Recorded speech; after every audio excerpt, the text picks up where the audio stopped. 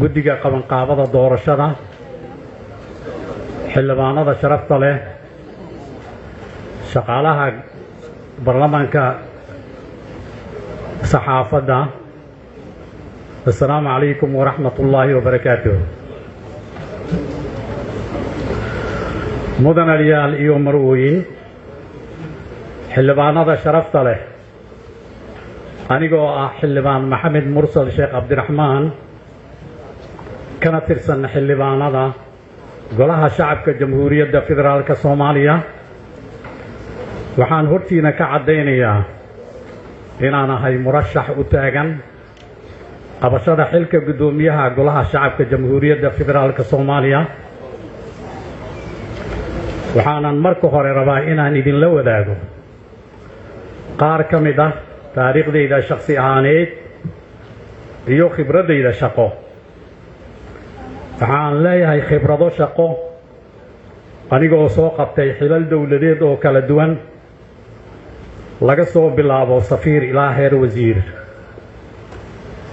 iyadoo lagu soo shaqeeyey marxalado kala duwan oo qaarkood ay haayeen kuwo adag isla markaana aad u dhib badan haddaba waxaan markaan u istaagay inaan u tartamo xilka guddoomiyaha golaha shacabka jamhuuriyadda federaalka soomaaliya anigoo aaminsan in laga gudbi karo xaaladda jirta hadda haddii la helo hoggaan daacad ah mudanayaal iyo marwooyin xildhibaanada sharafta leh waxaan halkan idinkugu soo gudbinayaa barnaamij siyaasadeedkayga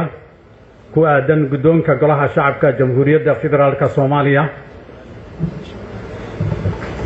ku dhaqanka dastuurka dalka iyo xeer-hoosaalka golaha shacabka mudanayaal iyo marwooyin xildhibaanada sharafta leh haddii aad ii doorataan xilka guddoomiyaha golaha shacabka jamhuuriyadda federaalka soomaaliya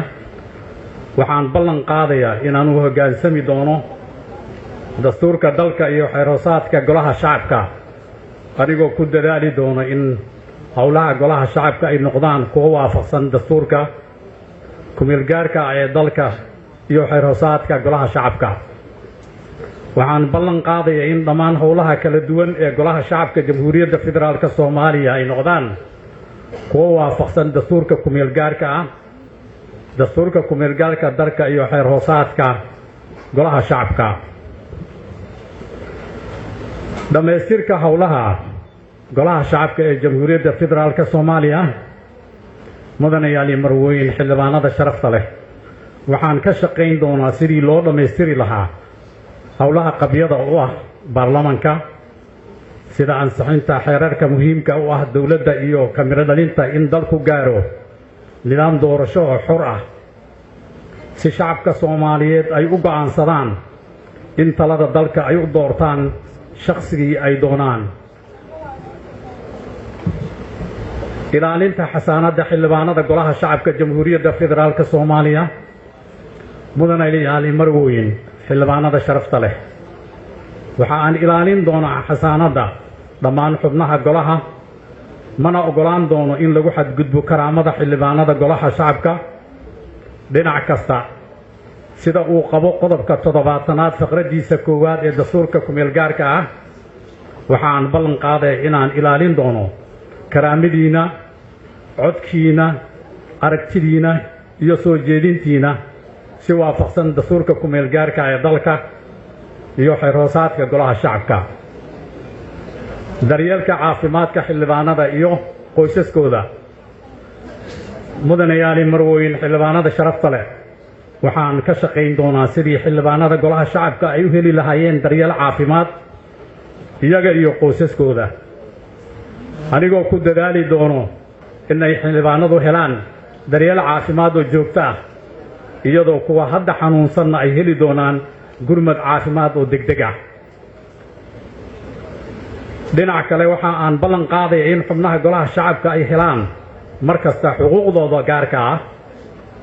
sida mushaaraadkooda iyo waxyaabaha kale oo ay xaqa u leeyihiin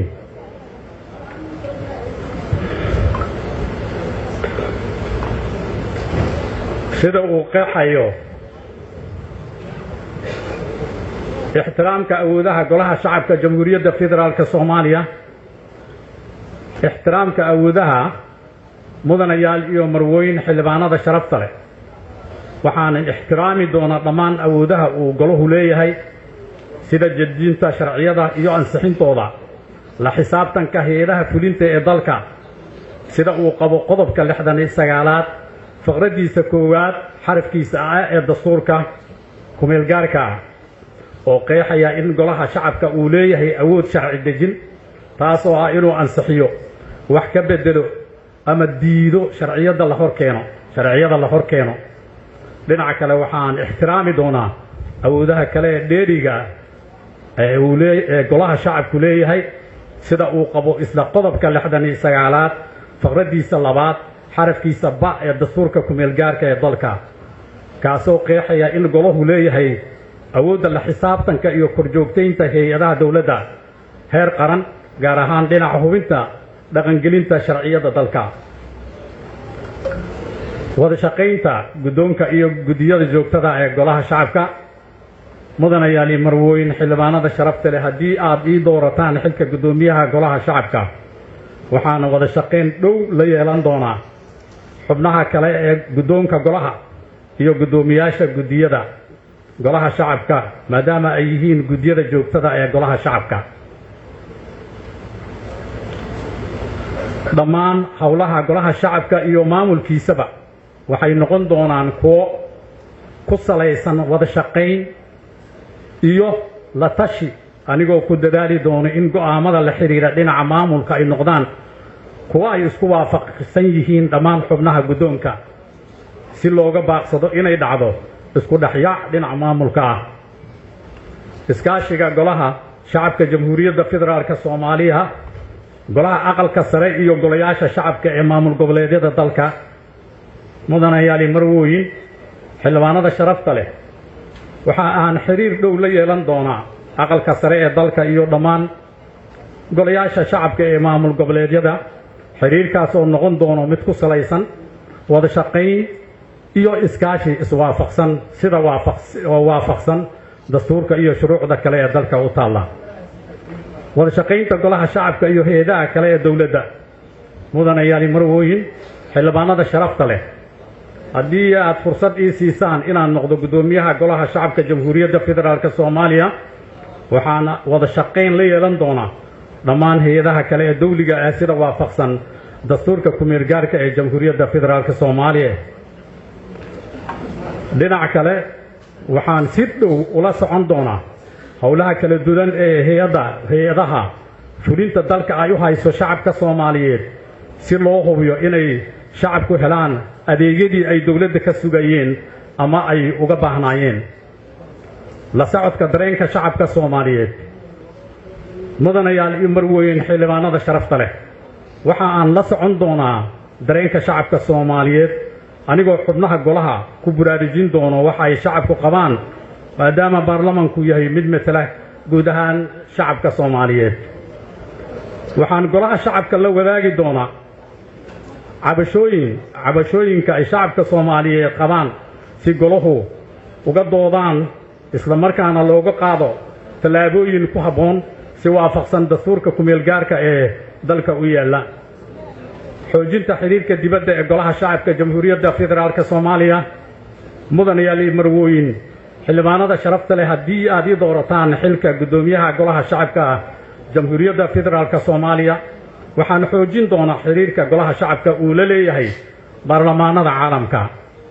waxaan dardargelin doonaa in dib u dhis lagu sameeyo xarumaha golaha shacabka iyadoo la raacayo heshiisyadii hore loo galay mudanayaal iyo marwooyin xildhibaanada sharafta leh waxaan idinka codsanayaa inaad isiisaan codkiina si aan u hoggaamiyo golaha shacabka anigoo hortiina ka ballan qaadaya mar kale inaan dhowrayo dastuurka dalka iyo xeroosaadka golaha shacabka mana ogolaan doono muddada aan xafiiska joogo in wax loo dhimo ama lagu xadgudbo madax bannaanida golaha shacabka iyo guud ahaan jamhuuriyadda federaalka soomaaliya aad iyo aad ayaad u mahadsantihiin assalaamu calaykum waraxmat ullaahi wabarakaatuh